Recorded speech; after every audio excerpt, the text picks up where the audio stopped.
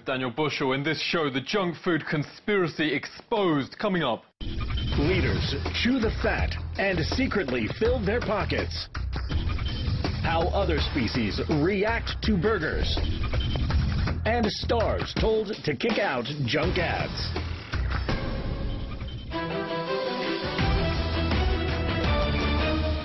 The epidemic in the fattest nation on Earth is spiraling out of control. While Europe and Asia weight levels are tailing off, over 2 in 3 Americans are now overweight or obese and growing. Stores now provide obesicles, vehicles for those too obese to walk. For the junk food giants responsible, the fat lady's about to sing. First celeb chef Jamie Oliver shamed McDonald's into banning pink slime, ammonia-soaked centrifuge-separated byproduct paste they labelled beef. New York Mayor's Bloomberg's blocked 17-ounce sodas. Bans on supersized fries, burgers, ice creams and donuts will now be rolled out across the US, starting in the Big Apple. New York to regulate other high-fat and high-calorie foods within a year. Restrictions will go global as other governments follow suit. States are even looking into the big one, a fat tax. Research finds 18% taxes on pizza and soda shrinks people £5 a year. Tracy Fox helped create nutrition standards at the US Department of Agriculture. Those types of taxes, especially if they're, like you said, about the 20% range, between 10 and 20%, can have an impact, and they do cause people to purchase and consume less of the item that's being taxed. For example, sugar-sweetened beverages or sodas. Shamed by films showing the sick effects of their food, junk producers are now rushing to rebrand as so-called low-fat and diet. Well, here's the secret about so-called diet food, and it's actually hilarious that it's called that, because most diet food contains what's known as aspartame, or similar name, or sucralose. And it's been found in numerous studies that actually diet soda products can actually lead to kidney damage, metabolic problems, and obesity. The studies found that kidney damage was experienced in those who drank diet soda, whereas those who drank regular soda, which by no means is healthy, did not experience the same issues.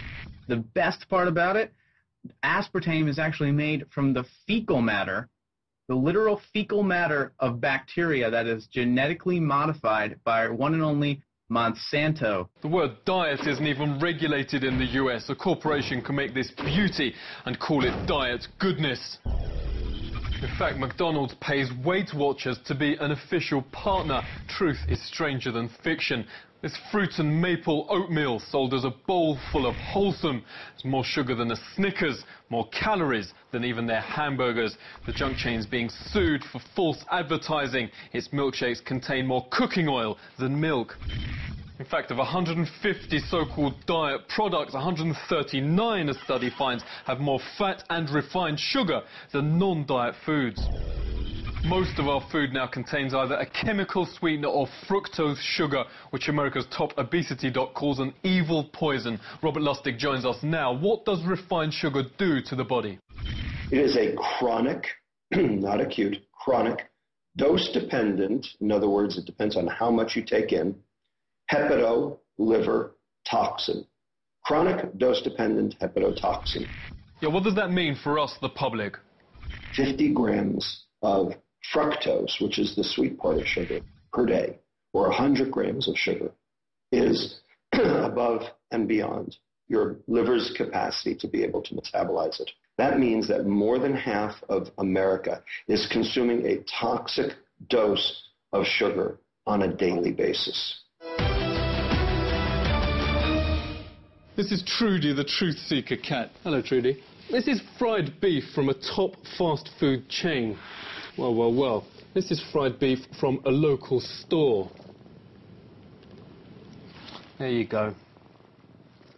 She's loving it. Even fungus won't touch fast food. This is a slice from a fresh potato we bought months ago. Age and decay has turned it black and rotten. This McDonald's French fry was bought the same day. It remains identical. One American even has a museum of burgers that ain't changed in decades. So why won't bacteria eat it? It doesn't even contain real meat. It contains 7 different synthetic chemicals that make up the, quote, meat of the product, including what's known as PDMS, which is in breast plants, in the breast implant fluid that many surgeons now are avoiding because of the possible serious health effects.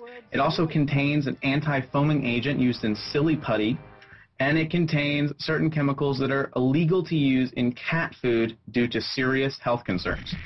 Why America's obesity campaign is a sham after we pay these bills. You can be sexy, popular, everything you want to be. Crack, crack, crack, crack, cola, and stroke burger. Stroke burger and crack cola. Heart stopping. From cereal to drinks, even soup, the main sweetener is cheap high fructose corn syrup. It's everywhere. Unlike normal sugar, fructose goes straight to the liver, which turns it to fat. Blindness, cancer and strokes from obesity now top smoking as the #1 hospital case. If your idol told you to do something when you were a kid, would you do it? Europe's fattest state is Britain. Its top obesity doc says this must stop. A football star or a cartoon star saying to kids, this is what you should be eating, and pointing at an unhealthy product is deeply wrong, and it should be banned. If our leaders are so serious about this, why are these ads still on? Why is America's obesity getting worse? Could our politicians be in cahoots with junk food more now than ever and are releasing just a few publicity stunts to keep people on side? The healthcare ministers of 52 European countries got together and agreed that junk food marketing to children must stop because children were targets. Here in America, it's considered free speech, part of the First Amendment. That right is supported. This is a huge problem. I went to the commissioner of the Federal Communications Commission here in America, Deborah Taylor Tate, back in 2007, and asked, in light of what the European healthcare ministers had said, what did she think needed to be done? And her response was a direct quote, "I expect the food industry to police itself." Well, that's what they've been doing now for the past 30 years, and look where it's gotten us. Free speech doesn't work with addictive substances. It didn't work with tobacco, doesn't work with heroin, cocaine, morphine, nicotine, cannabis, alcohol. The fact is that free speech is a problem when you're talking about addictive substances. The question is sugar an addictive substance? The data, mostly in animals, but some in humans, clearly says yes. Interagency government committee, the interagency work group, got together and developed voluntary standards or voluntary guidelines for companies to abide by or to opt to abide by to address marketing. And the food companies basically weighed in very negatively and forced those interagency guidelines to never be published, even though they were just going to be voluntary. Junk giants have even made Congress classify squirt cheese pizza as a vegetable, so it's served as a key nutrient in school meals. The junk food industry doubled their lobbying spending under the Obama administration, and in turn the Obama administration announced that they were lowering the fight on childhood obesity. And Michelle Obama recommends that kids go out and eat these certain dietary guidelines that actually contain GMOs most of the time, these processed garbage foods. And isn't it interesting that Bloomberg had truckloads of Mountain Dew and Doritos shipped into the Sandy Relief Fund area to give these people a bunch of processed garbage snacks that do nothing for nutritional value? In fact, Bloomberg has form on fast food. His corporation had vats filled with free junk for every employee. Within weeks, workers piled on the pounds. In Bloomer world, a 17-ounce soda's bad. 68 hot dogs in 10 minutes isn't just good, it's patriotic. The unalienable rights bestowed on us by our forefathers, life, liberty, and the pursuit of happiness. For the contestants assembled here, that pursuit includes consuming as many hot dogs as is humanly possible. Elected politicians putting hot dogs over health, fattening bottom lines instead of trimming Americans. This is the Truthseeker.